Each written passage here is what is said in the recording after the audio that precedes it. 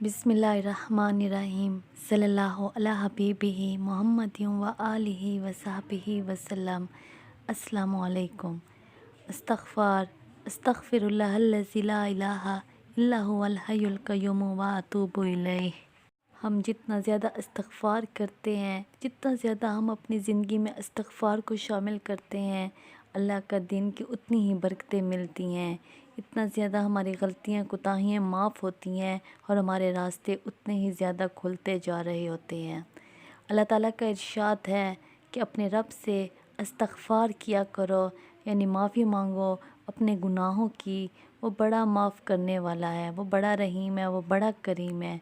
वो तुम पर आसमान से मूसलाधार बारिश बरसाएगा और माल और बेटियों से तुम्हारी मदद करेगा और तुम्हें बाग़ात अता करेगा और तुम्हारे लिए नहरें भी जारी कर देगा। सूरत नूर में भी इसी तरह कहा गया है कि इस्तग़फ़ार करो, कसरत के साथ इस्तग़फ़ार करो।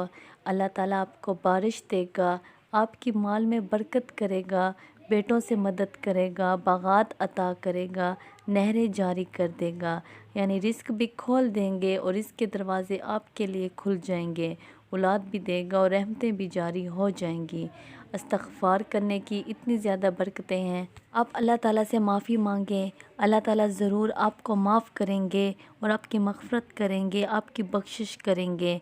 और फिर आपका रुजू अल्लाह ताला की तरफ होगा और आप दुनिया में जब तक होंगे, जब तक आपको मौत नहीं आती, तो अल्लाह ताला आपको ऐसी ज़िंदगी देगा कि आपने सोचा ही नहीं था। आपको आपके इस्तग़फ़ार की वजह से खूबसूरत ज़िंदगी अता होगी।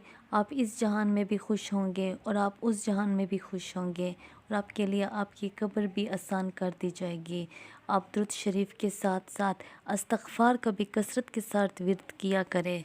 जब आप दुरूद पाक और इस्तग़फ़ार का विर्द करते हैं, इस्तग़फ़ार से आपके गुनाहों की बख्शिश होती है, आपकी मग़फ़िरत होती है।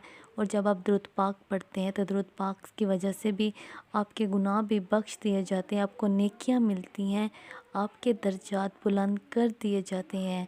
आपकी सारी परेशानियां इस तरह ख़त्म होंगी कि आप सोचते होंगे जो आपके हाजात हैं वो भी अल्लाह ताला आपकी सारी हाजात पूरी करेंगे।